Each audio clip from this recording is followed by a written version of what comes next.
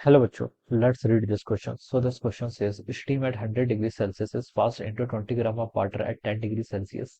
When water acquire a temperature of 80 degrees Celsius, the mass of the water present will be take specific heat of water as 1 calorie per gram per degree centigrade and latent heat of steam is 540 calorie पर ग्राम के equal. ठीक है, तो चलिए इस question को start करते हैं बच्चों। तो इस क्वेश्चन का बच्चों देखिए आप की कॉन्सेप्ट क्या लिख सकते हैं। The key concept of this question, आपके ऊपर हीट कैलोरीमेट्री लिख लीजिए। क्या लिख लीजिए? कैलोरीमेट्री। कैलोरीमेट्री हम किसकी स्टडी करते हैं? हीट हीट की स्टडी करते हैं। ठीक है, तो आप कैलोरीमेट्री लिख लीजिए। कैलोरीमेट्री प्रिंसिपल ये बताता है कि जो all summation of all the heat transfer होता है वो किसके इक्वल होता है? जीरो के इक्वल होता है।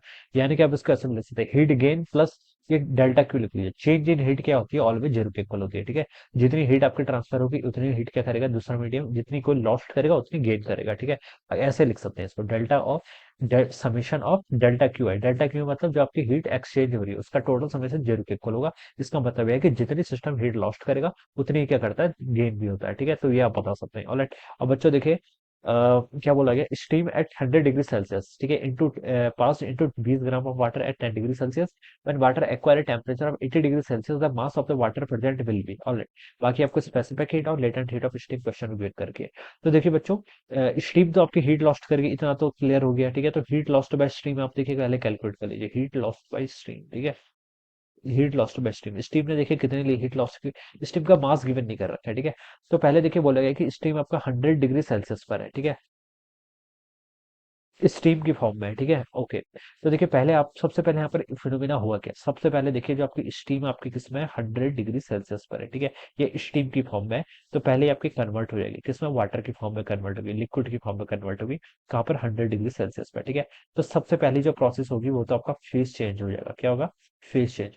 और फेज चेंज के करस्पॉन्डिंग कितनी हीट ट्रांसफर होती है? Q1 बोल देता हूँ इसे, एम टाइम से लेटेंट हीट ऑफ फ्यूजन। ठीक है, एफ सॉरी, फ्यूजन नहीं, यहाँ पर तो आपका क्या हो रहा है? स्टीम में कन्वर्ट हो रहा है ना, तो आपका लेटेंट हीट हो जाएगा ये आपका 540 के इक्वल हो जाएगा। ठीक है, फिर आपका वाटर में देखिए पूरी स्ट्रीम अब आपका वाटर में कन्वर्ट होगी कितना? 100 डिग्री सेल्सियस पर। ठीक है, अब ये वाटर देखिए आपका क्या करेगा? इसका टेम्परेचर चेंज हो रहा है। देखिए ये आपका इस वाटर के साथ कंबाइन हो जाएगा और टेम्परेचर कितना अटेन कर रहा है? When water acquire temperature of 80 degree Celsius. फिर ये वाटर क्या करेगा? आपका वाटर की फॉर्म में रहेगा। ठीक है, कितना? और 80 डिग्री सेल्सियस रहेगा। तो अगेन आपकी हीट यहाँ पर क्या होगी? रिलीज होगी, हीट लॉस्ट करेगा। ठीक है, और यहाँ पर जो हीट रिलीज होगी, ठीक है, तो यहाँ पर किस में हो रही है? आपकी टेम्परेचर चेंज करने की फॉर्म में। ठीक है, टेम्परेचर चेंज करने की फॉर्म में। और यहाँ पर जो हीट रिलीज होती है उसको हम लिखते हैं एम एस डेल्टा टी के इक्वल। ठीक है, देखिए हीट आपकी दो फॉर्म में जाती है। एक तो आपका इधर फेज चेंज करेगी, सॉलिड से लिक्विड, लिक्विड से गैस, या फिर गैस से सॉलिड में कन्वर्ट होगी।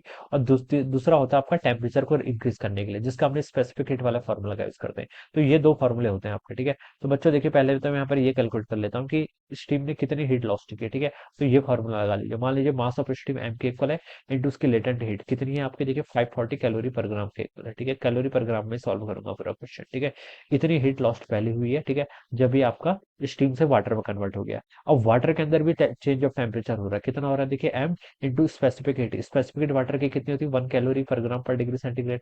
एम एस हो गया into delta T. Delta T देखिए बच्चों क्या होता है आपका? Change in temperature. टेम्परेचर का कितना चेंज हुआ है? 100 से ये 80 डिग्री सेल्सियस पर आ गया, जो क्वेश्चन में बोला गया 100 से कितने पर? 80 पर। ठीक है, तो चेंज आपका 20 डिग्री के इक्वल है। So this is a total heat. ये क्या होगी? आपकी total heat lost by the steam. ठीक है, इसको कैलकुलेट करेंगे तो 540 एम और यहाँ से 20 एम, ये आपका 560 एम के इक्वल आ गया। कितना आ गया आपका? 560 एम के इक्वल आ गया। ठीक है, तो ये आप तो आपको बच्चों इतना आ जाएगा। ठीक है, अब सेकंड क्या बोल रखा है उसने? देखिए ये हीट वाटर एक्वायर कर रहा है। ठीक है, water which was initially at 10 degree Celsius. ठीक है, 20 ग्राम वाटर है जो इनिशियली 10 डिग्री सेल्सियस पर था, अब वो 80 डिग्री सेल्सियस पर चला गया। ठीक है, तो ये किसके इक्वल होगा? Heat lost by steam. ये किसके इक्वल होगा? This is the heat gained by water. ये किसके इक्वल होगा? आपका heat gained by water. Water ने जितनी हीट क्या करी हुई है? आपकी गेन करी हुई। ठीक है, तो आप इसको लिख लेते हैं। देखिए ये सेकंड वाला आपकी हीट कितनी आएगी?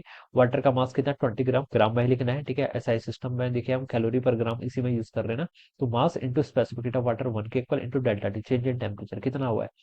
80 पर 10 से 80 पर आ गया, तो चेंज आपका 70 का हुआ है, तो ये आ जाएगा। ठीक है, तो इसको आप कैलकुलेट करेंगे तो आपका 1400 के इक्वल है।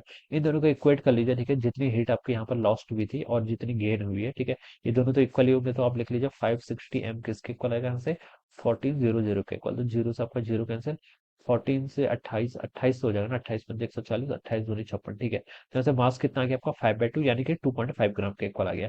तो इससे आपको ये पता चल गया जो आपका स्ट्रीम का मास था वो कितना था आपका 2.5 ग्राम के इक्वल, वाटर में कन्वर्ट हो गया कितना 2.5 ग्राम। तो हमसे फाइनली ये पूछ रखा गया है कि the mass of the water present will B, final आपका मास ऑफ द वाटर कितना होगा जब वाटर कंप्लीटली आपका 80 डिग्री सेल्सियस पर होगा, ठीक है। तो देखिए पहले तो उसका मास कितना था 20 ग्राम, वाटर तो ऑलरेडी था ही, अभी स्ट्रीम भी वाटर में कन्वर्ट हो गया कितना 2.5 ग्राम। तो ये टोटल मास अब आ जाएगा कैट 80 डिग्री सेल्सियस पर। तो ये कितना हो जाएगा आपका 22.5 ग्राम के किलो। तो बच्चों ये इसका राइट आंसर होना चाहिए, this will be the answer of this question, जो कि आपको डी ऑप्शन पर गिवन किया हुआ है। So option D will be the right answer.